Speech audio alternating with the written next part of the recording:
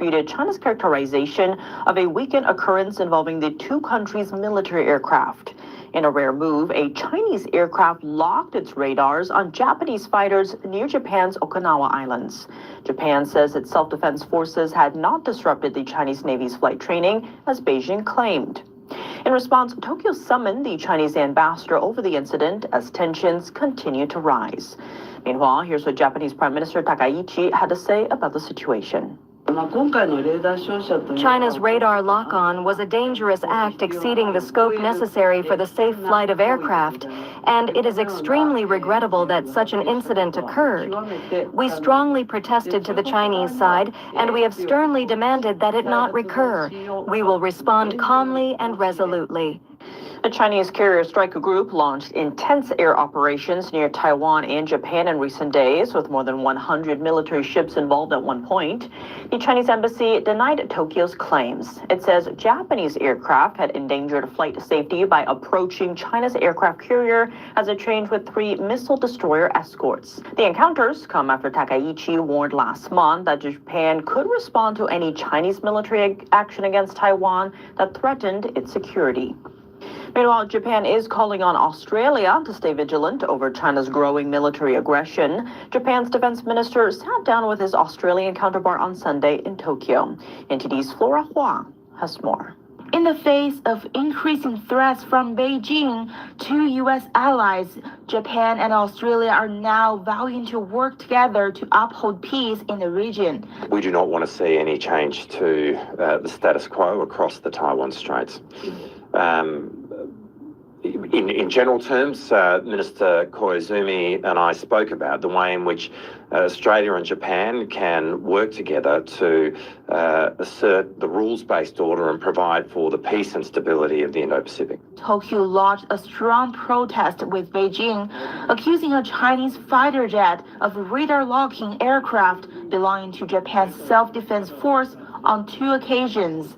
Yesterday, there were 2 incidents in which Chinese military aircraft directed their radars at Japan's self-defense force aircraft. Such actions are dangerous and go beyond what is necessary for the safe operation of aircraft. We lodged a strong protest with the Chinese side and firmly demanded that such incidents not be repeated. Japanese defense officials quoted by the country's news agency said the Chinese carrier called Liaoning was conducting aircraft exercises which violated Japan's airspace. And when Japan sent fighter jets to remind the Chinese aircraft to leave, the Chinese aircraft locked its radars on the Japanese planes.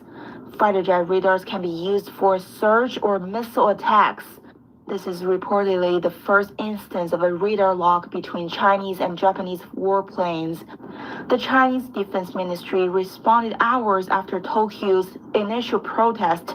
China refused to acknowledge any wrongdoing. A Beijing spokesperson accused Japan of testing the waters of militarism and disrupting its defense trainings. The incidents took place over high seas southeast of Japan's Okinawa, where about 3/4 of U.S. military facilities in the country are located. Flora Hua, NTD News.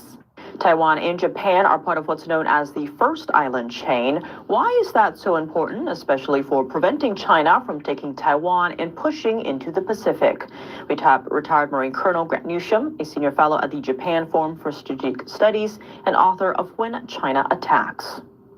Well, the first island chain that you mentioned, and Taiwan is in the very middle of it, if you think of it like a castle wall, it has bedeviled Chinese strategic planners forever. Because without the ability to get through that chain, an opponent, an enemy, can really prevent you from doing it unless it's at great cost. So if you break the chain, you take Taiwan, then you can easily push the Chinese military into the Central Pacific. You swing up to the north, you isolate Japan, swing down to the south, and you isolate Australia. You make it very hard for the Americans to operate. They've been operating freely since World War II. And suddenly they have to deal with a very difficult China problem, the Chinese military. But there's also, once again, a political psychological aspect to all of this. We think about what the message is if Taiwan comes under Chinese control, effectively 23 million free people enslaved. Well, it's going to send a message that American military might couldn't prevent this from happening. U.S. economic and financial pressure couldn't do it, and U.S. nuclear weapons couldn't do it. So anyone in Asia or elsewhere that had thinks they've got a promise, real or implicit, from the Americans to protect them, they're going to have second thoughts. And I think you will find that Asia turns red overnight, or at least a really dark pink, as everybody tries to cut the best deal they can with the Chinese. And the Americans would be really humiliated, effectively pushed out of the Western Pacific, and you would feel the effects of that globally, as it suddenly looks like the Americans are on the sort of a ride down, and it's the Chinese who are have the upper hand. So Taiwan has an outsized importance beyond just the military, and that's as important as anything. I think the actual presence of chips or semiconductor manufacturing on Taiwan and the importance of that to the global economy, that's just gravy from the Chinese perspective. If it's still there when they get Taiwan, if they were to try to get it, that would be very nice, but there's other reasons that I've just named that are enough to make Taiwan a very juicy target for Xi Jinping. On top of these economic and geopolitical aspects, there's another concern from the Chinese Communist Party. Grant Newsham says Taiwan is, quote, an existential threat to the communist regime. One thing about Taiwan that I didn't mention is to the Chinese, it's an existential threat. You would ask, well, how can a place with 23 million people be an existential threat for a place with 1.4 billion, maybe a few less compared to, given what the Chinese have said. But the reason is it's a free society run by people of Chinese origins, many of them, not the indigenous people. And it shows that they can handle democracy, freedoms, consensual government, all of the liberties that the civilized world takes for granted. And to the Chinese Communist Party, this is a daily reminder that they are not legitimate. They haven't been chosen by anyone, and their entire rule depends on having a boot on the neck of their citizens. And it gives the lie to this 24/7. And everyone on mainland China can see this, knows this, and that is one thing that does frighten the Chinese communists as more than anything. And it's one of the reasons they want to snuff it out.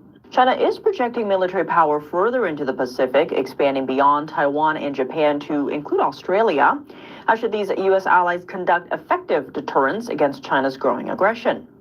Well, one thing, you've got to be there. You've got to be there all the time. So you're going to need much more of an American, Japanese, even South Korean, if they're still on our side, Australian presence in this region. And it has to be a military presence, commercial presence, diplomatic. And there isn't enough of that.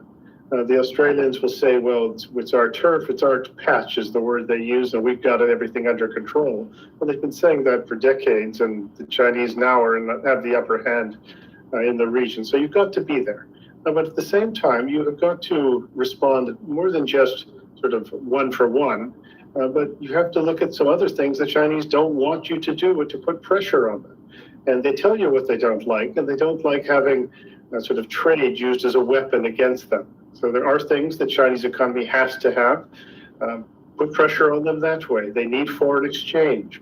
And they need to export to earn money. Well, put some pressure on them that way. Expose the obscene wealth of Xi Jinping and his cronies, and let them explain that to the 600 million Chinese who live on $5 a day or less. So there's other things, other ways to put pressure on the Chinese, besides just if they send out a ship, we send out a ship. But you do, as I say, you have to be there in the military, diplomatic, political sense, and economic sense. But at the same time, you apply pressure. You can make it clear enough that this is a response to that.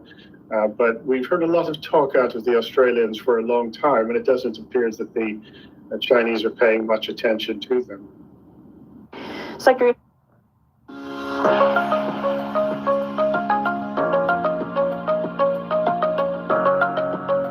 我觉得说今天有一个非常重要的一个关键哦，当大家对于高市早苗的最近的这样的一个表现的时候，可能有一些人会经过有很多的我们在讲说，不管说是认知作战也好，你会有一些正面或反面的一些想法。但是呢，我要跟大家讲的就是说，政治本身呢有很多东西是必须我们要从方方面面去判断。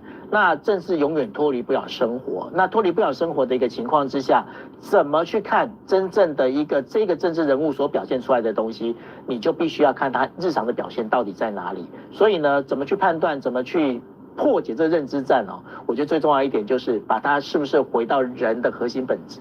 这是最重要的。就很重要，就是传统以前讲的人格的表现。没错，所以人格这件事情是相当重要的。对，想看更文。